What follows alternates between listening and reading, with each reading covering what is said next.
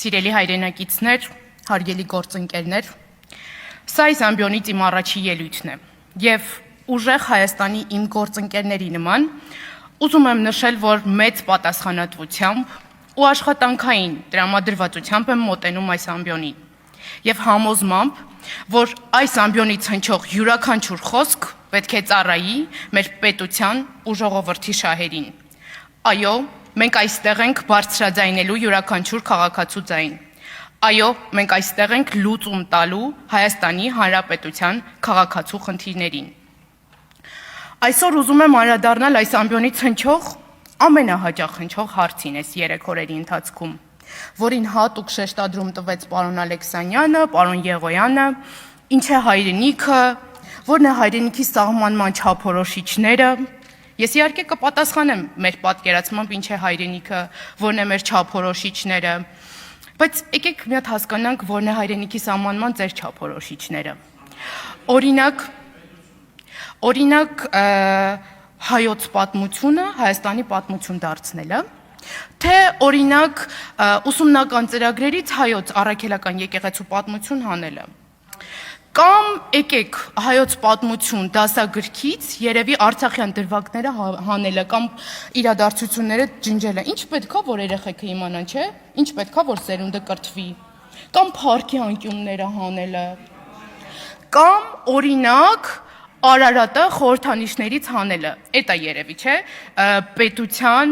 հայրենիքի սահմանման չափորոշիչները, ես իմ տխուրապատկերը։ Ձեր գործընկերուհին տիկին Թագուհի Ղազարյանը իր ելույթում ասում է, սենց քմծիծաղով ասում է, զգույշ կլինեք Հայաստանի տարածքում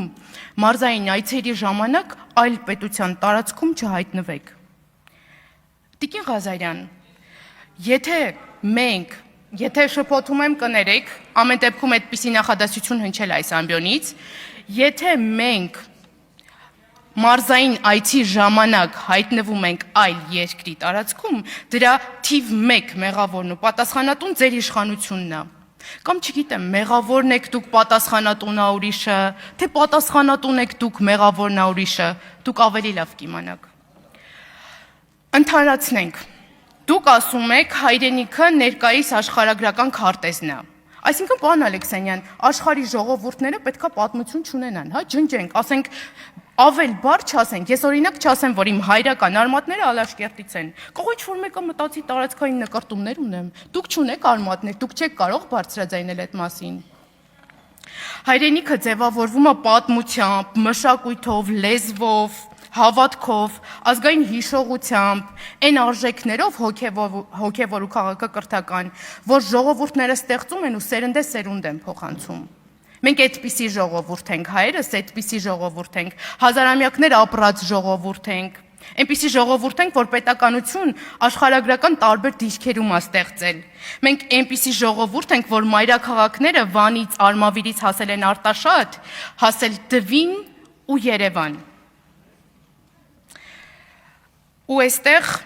որ անպագորգոր հայտարարում եք, եկեք ասեք Հայաստանի Հանրապետության տարածքը ինչքան է, լավ կլինի եկեք դուք ասեք, թե ձեր ասած թվերի մեջ ինչն է տեղավորվում, ինչը չի տեղավորվում, մի հատ հասկանանք էլի, մենք օրինակ գնում ենք տեղ գյուղ, այնտեղ մեզ ասում են մեր հայրենիքն է, ժողովուրդը ապրում է, արարում է, կարող վեր կենակ ասեք տեղ գյուղի հողերը մեզ չի պատկանում, մարդ ես էլի, չգիտեմ, այդպիսի հայտարարություններն էլ կարող են հնչել։